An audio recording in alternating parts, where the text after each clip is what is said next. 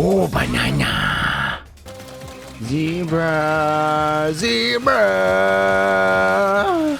Hey everybody, it's ZackingBall here, the internet's buffest nerd. I thought I would do like a different kind of video today than I normally do. Usually so far I've done like scripted videos or like stream highlight kind of videos, but I thought it would be fine to just kind of do an off the top of the dome, you know, kind of free flow, free form kind of content where I just do like a little first impressions recap of Donkey Kong Bananza. So far I'm only a little bit into the game. I'm like 500 sub levels down, and I do intend on 100%ing this over the next few months. So this is not a game that I think I personally would like to rush through. I love it so far. It's so fun, and I know a lot of other people feel the same way, but I really wanted to do some kind of video with it, just with how much fun I've been having. And so right off the bat with this game, you know, like everyone's been seeing like the new Donkey Kong model. You can see his little face. Pauline being like a main character in like a main game again, similar to Odyssey, is just cool to see. It's cool that they're kind of pushing her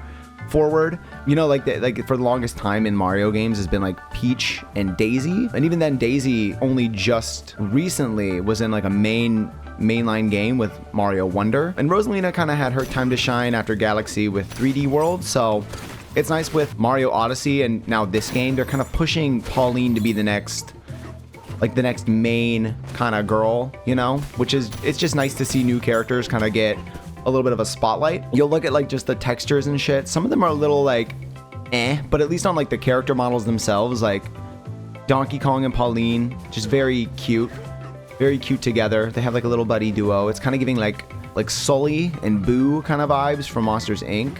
And they give you a lot of different shit to play around with. Like you can change your wardrobe in here, which is just cute. Overall, I'm really liking just the look of the game. It's very, very cute. It's very pretty to look at. Like we can go in here, like let's make him blue, because you can just make him blue, like Sully. Like I just said, give him these, because why not? And she can be a little cowgirl. Like this is cute. Like look at them. They're so cute. I love this. The one thing that I've noticed about this game though, like from my first impressions, is that like the music is a little faint. Like when you're out exploring, the music is kind of faint until you do like one of these big power-ups, which is another big thing about the game that I've noticed, is just like you do this and you can transform into just a big ass gorilla, and you can just destroy all the terrain. That's the big thing about this game that everyone has also pretty much noticed, is just like everyone's talking about it. It's like the main gimmick of the game is that you can just kind of punch through shit. But those are like the first impressions kind of like I get, is that it's just very fun to be able to like go through anything and just kind of punch your way through it. And I do draw a couple comparisons. I want to take like a couple of minutes to kind of compare it to something to the only other 3D Donkey Kong game. So Donkey Kong 64 is the only other 3D Donkey Kong game. And so far, at least from what I've played so far, there's only one playable character, right? It's just Donkey Kong. You don't switch between characters. The main problem people had with Donkey Kong 64 was that not only was there a bunch of stuff to collect, but you would have to go back to like the character select area, like the little barrel you switch your characters in, just to be able to collect everything, because everything was specific for one character. Like if you see a blue banana, you cannot collect that as Donkey Kong. You have to go back and switch to Lanky Kong to collect those. And then while you're exploring, you're like, oh look, red bananas. Now I have to go back and switch to Diddy Kong. So there's a lot of backtracking involved with that. With just Donkey Kong as the only playable character so far, at least, everything can just be collected in one go. You can just kind of roam as you please. And if you want to backtrack, which I actually have, I've done a lot of exploring. I've collected all the bananas possible. Let me show all the ones that I've found so far. Like these are all the bananas I found so far. And then I went and bought all the maps, because you can buy maps for the bananas. It's like I've done a lot of the backtracking. It's very fun. That's something I like to do. But if you don't want to, you don't have to. And Donkey Kong 64, the main issue people had was that if you just wanted to progress the story, you couldn't really do that sometimes, because you get stuck at certain parts. This one doesn't seem to like gatekeep too much of the story progress, which is something similar to like Mario Odyssey as well. Other comparisons to Donkey Kong 64 is that it's there's a lot of bananas to collect still. That game, Donkey Kong 64, if I'm remembering right, had like 200 bananas. This one, I don't know how many, but I've already collected overall, I'm pretty sure like total 189 it says at the top there. I've collected 189 bananas so far. So I'm assuming there's a lot more in this game. Again, it's fine though, because you collect them all with Donkey Kong, so you don't have to like switch up a lot. So that kind of destroys one of the main complaints people had with Donkey Kong 64. I've done a couple comparisons to it already, like Mario Odyssey. One thing I really love about this game is how it does compare to Mario Odyssey. It was made by the same team who made that game, which, I mean, I feel like it shows if you're playing the game, if you played them both. One thing that is very similar is that in Mario Odyssey, it wasn't like in one interconnected world. It was like an open world game, but the levels were big, expansive, and free to explore up to your leisure, right? It wasn't like an older Mario game where you kind of just would go into a level and then get sucked back out of it once you collect a star. You just ran around and collected all the moons. And this one's similar. Like, you find a banana, you get it, and then you just keep running, which feeds into like the flow of just run around, punch through everything, and then just like keep punching through stuff. Like, it doesn't like waste your time. It's very seamless. Similar to Mario Odyssey as well, they have like little challenge rooms that you can run into to collect bananas, either by doing like platforming stuff, or they have these ones that are like combat, where you just have to fight the enemies inside. So for this one, you can just like punch all the way through. Like, this is just cute. I like this. And then you gotta kill the enemy, and then you clear the thing, and then you get a banana. So these are nice little ways to get extra bananas as well. It's similar to the challenge rooms. It's also kind of similar to the shrines in Breath of the Wild, which is kind of cool.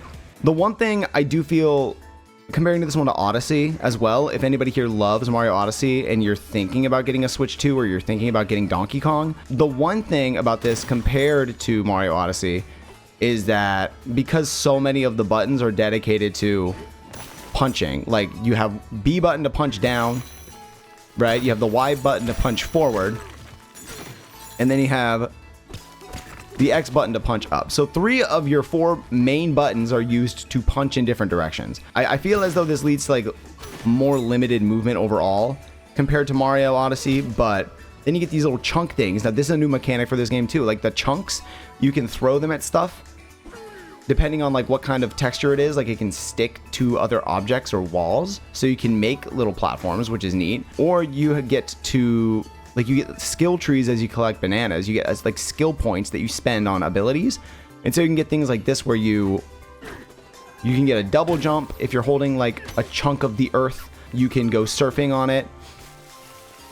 And so with the chunks, you have like a little bit more movement, but without them, Donkey Kong's overall movement feels a little less fluid than Mario's. But I do think that's a trade-off that just kind of feeds into Donkey Kong as a character overall. But I do admit, I think Mario is more fun to play around with.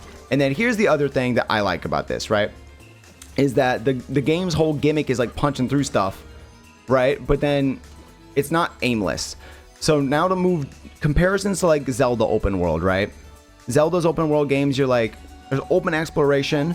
A lot of the complaints people had about Breath of the Wild, for example, is that people felt the world was a little empty, or they felt like they weren't rewarded for exploring too much. You had to explore kind of way out of the way sometimes to feel like you got a tangible reward. Donkey Kong, not only is it very fun, and you can punch and climb through pretty much anything, which gives you more options than you would have in like an open world Zelda game. So Breath of the Wild, Tears of the Kingdom, you have more options to kind of traverse the land, because you can not only climb through it all, you can also punch through it, but you're also constantly rewarded not only with money, but you get these little treasure chests that when you pop them open, they can give you money. Some of them give you maps for fossils. Some of them give you maps for bananas. And those are obviously like the main collectibles of the game. So it's just nice. Like, even if you're not getting a banana outright, you're getting like a map that will help you find one later that maybe is a little further out of the way. And so that's just a nice way to kind of reward you for just running around aimlessly. I love a game like this because I've already played this game. I've just been in Discord with friends, and I'm just like mindlessly punching through shit and doing this, and like I just get treasure maps, and I can get a bunch of gold to spend on other stuff later in the game, and it just gives me a lot of small feelings of reward for just playing the game and using the main mechanic, which is just punch through whatever. Maybe you'll find something, and I think that's good. I think it's good. It does reward just random exploration. It just says if you want to go that way, you'll probably find a little treasure chest. At the very least, you will find a location on your map that will mark a banana. See, like down here, I have 2 bananas that I could collect. I genuinely don't know how to get there. I've tried. So I just kind of moved on since then, but I don't know how to get down here. But I found these little treasure chests and they led me here. So I like that just punching through stuff gives you an incentive more than in the Zelda games. But yeah, here you usually find something that can eventually lead to the main collectible, this or a fossil, which is nice. I think it's just very nice. And then while we're here, I've already talked on like the skill tree. I've already talked on chunks and the punching through stuff. Those are like the main mechanics. But then also, similar to Odyssey, you do have a map that will show you your collection of things that you've collected, like how many moons and stuff. But this is a 3D map because the topography can change and the environment is so heavily affected by what you punch through and what you don't. They gave you like a full 3D map to kind of zoom in and out of, which is really neat. I don't know if there's been a Nintendo game that's done a map quite with this much detail, so this is really cool to see. And so yeah, I think I just wanted to get on here and do a quick little impressions video for you guys of my thoughts so far. I do feel as though like I do make good points when I'm just kind of rambling off the top of my head like this, even if it is a little bit more free flow. It's just kind of like a little video journal for me. I hope you enjoyed this format. If you don't, let me know. If you do, also let me know. But just to kind of like, my final thing I really want to touch on is that if there's anybody debating getting a Switch 2 for this game or for Mario Kart World, because those are the only two like huge Nintendo exclusives that they have out at the moment for the Switch 2. Mario Kart World, I think, was a great launch title. It really sold itself as the big one that a lot of people get excited for. But I do know a lot of people were disappointed with Mario Kart, that there wasn't like a single player game that was big and expansive and had a lot to explore and had a lot to collect. You know, like just a really long game to really get into with a lot of mechanics and content. This is that game. This is, I think, a really good second game to come out, like 6 or 7 weeks, however long after Mario Kart. I think this was a really good choice for this one to be like the second.